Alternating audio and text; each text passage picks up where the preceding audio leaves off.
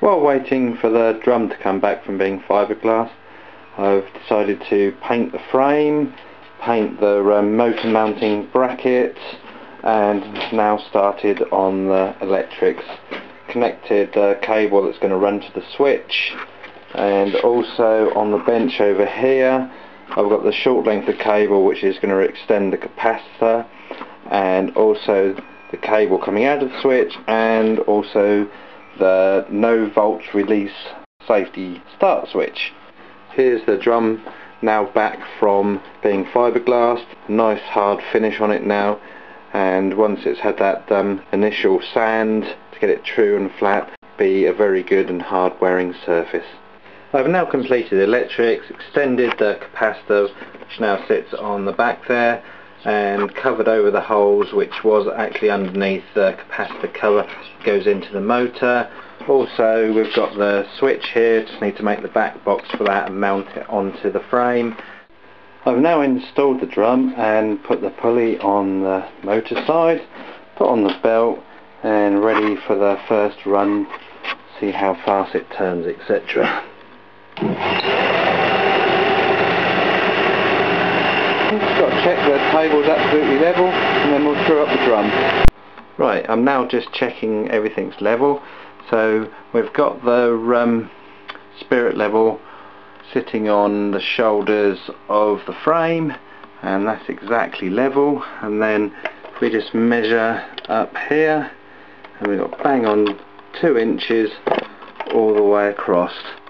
So we're table's level against the frame, so it's just a case now of running the drum and truing that up. I've now sanded the drum block absolutely level and flat using another piece of tabletop with some 80 grit sandpaper stapled on the sides, so it's lovely and flat. Kept feeding that through underneath the roller, lifting it up a fraction at a time, nice and flat. And then I'm trialling some self-sticky hook velcro. Not 100% sure how well this will work, but because I actually use it in work, it hardly costs me anything, it's at least worth a try. I've now made the guards for the belt, also the mounting for the switch, and over here is the dust guard, and I'm just about to cut out the circle which will then take the grey pipe behind, which I'm using to connect to my dust extractor. Oh, we now have the sandpaper all loaded on. It's a 120 grit, and I've found a piece of wood which is needs some good sand on it to get it nice and flat. So here goes.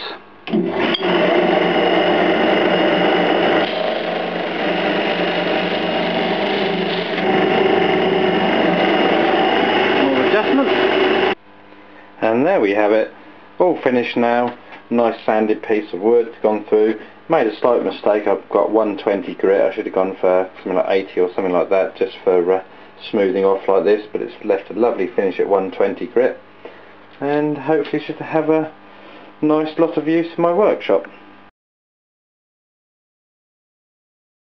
After wearing out a velcro back sandpaper very quickly, although it was 120 grit, decided to go down the route of non-velcro.